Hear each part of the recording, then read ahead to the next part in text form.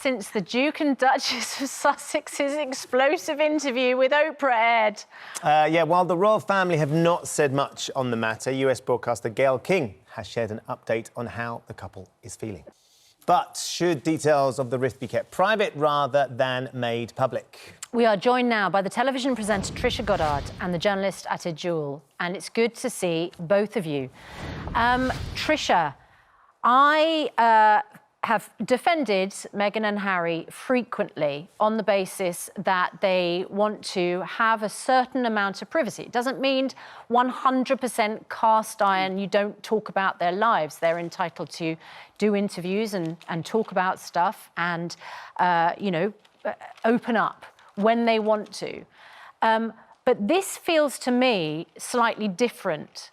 This feels to me like they did their big interview, they didn't get the response they wanted, and now they are revealing private conversations through a friend very publicly. And that makes me feel very uncomfortable. What did you make of what Gayle King said?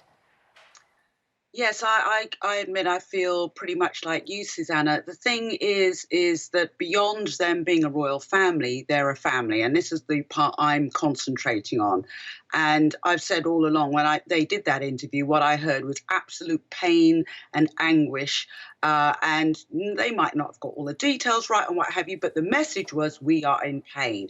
Now, the royal family, a family, needs time to react to that.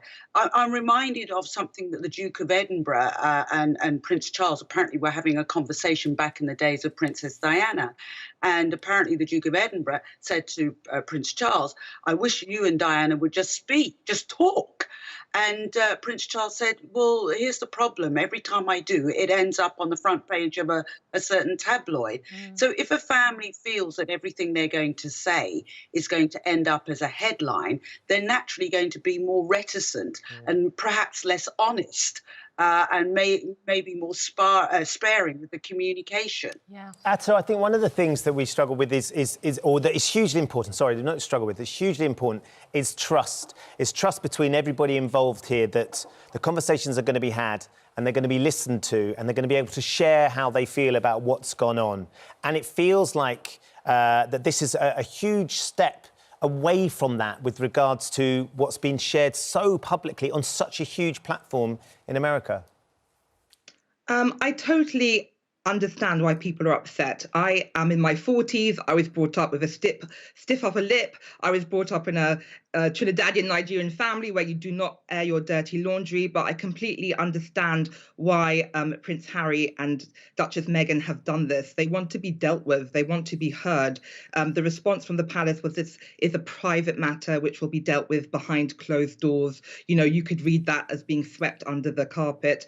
They want to deal with this. I think the fact, it's a kind of a double standard that Meghan's bullying allegations have been very public. There's a third party being involved. And then when it comes to allegations of racism or the topic of racism, it's a private matter. I don't agree with that. And I know from personal experience, I was not let into a private members club in Mayfair for wearing fashion shoes when I knew my white colleagues upstairs at a press event were wearing the same shoes and were let out.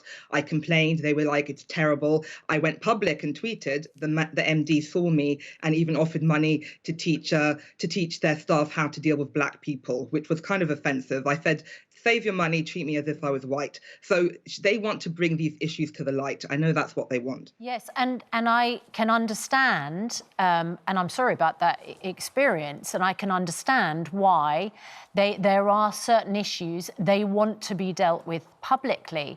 I think that that could be dealt with, though, couldn't it? Where they could call for certain issues to be dealt with publicly. It's the revealing of a private conversation between brother and brother, between father and son. That's what I think unsettles people, because they think, well, hang on a moment, we've got two issues here.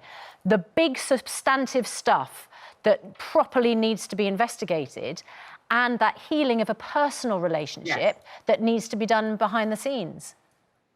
I agree. I agree with that. Sorry. Sorry, Yeah, Trisha, go ahead. No, I totally agree. And here's the thing. The thing that Gayle King also said in that interview was that Harry and Meghan were continually frustrated by the negative press coverage in Britain with the racial undertones. And here's the thing. I think they probably have more of an answer than the royal family. They're expecting the royal family to step in, but they've already, through their charity, started funding for more organisations to help a more diverse media, more diversity in journalism. And the thing is, the royal family, and Harry said this, Prince Harry said this, there's this weird relationship between certain sections of the tabloid media. And he said that the royal family was actually frightened of sections of the media. And I think that's the elephant in the room.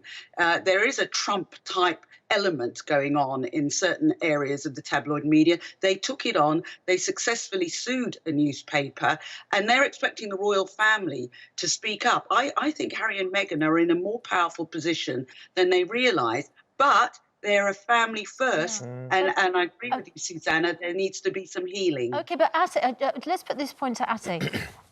The successful legal action that Meghan took was over the disclosure of private communication between family members. And now they have, they have disclosed what I'm sure the other family members thought was a private conversation between family members. That's troubling for people to see. I think what is really sad that this is a family, and like Tricia said, this is a family who are in pain.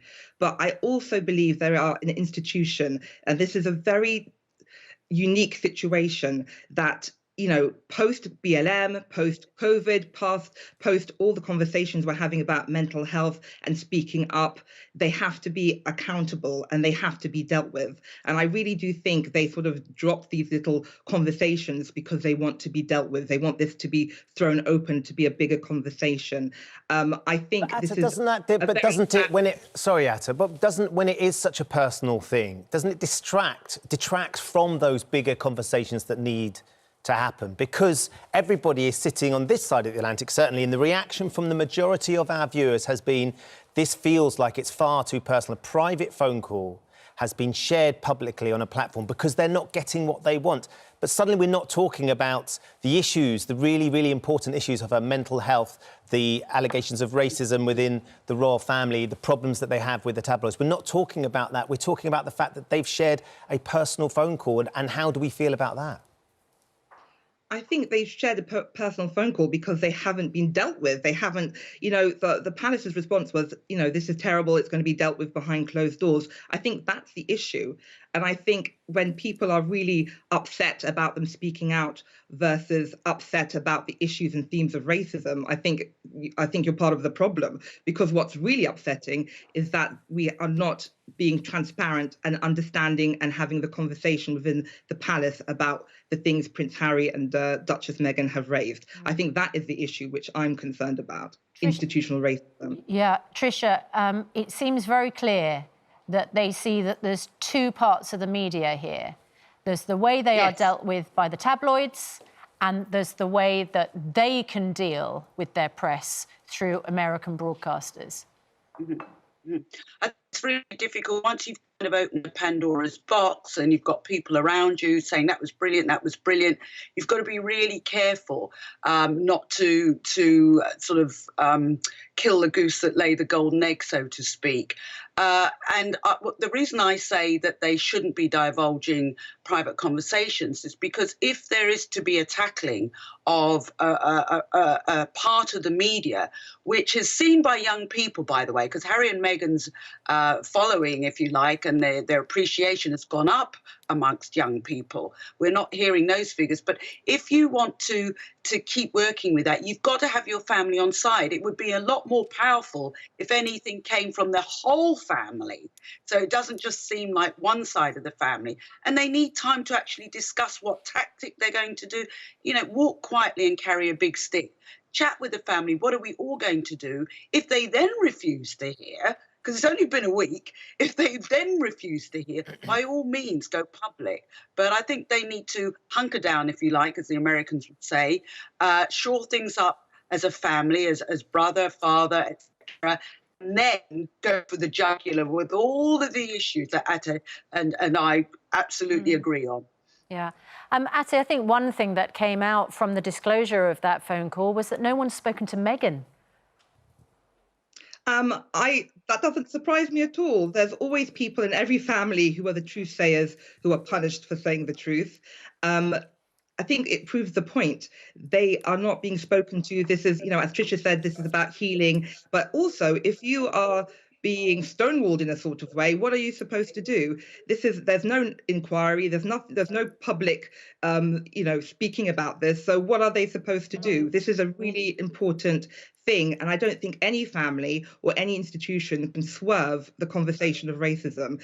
I am pro-monarchy. I believe in the institution. I love the Queen. She is the definition of service, and I completely believe in the royal family and having the royal family as a focal point for us. And as the first family of the UK, we need to have these conversations, and they are difficult, but we cannot go back. The world has changed, and we need to have these conversations, even if they're painful, because we know what happens when you hold this toxic behavior, this toxic energy inside. You just need to get it out and have the conversations, even if it's painful.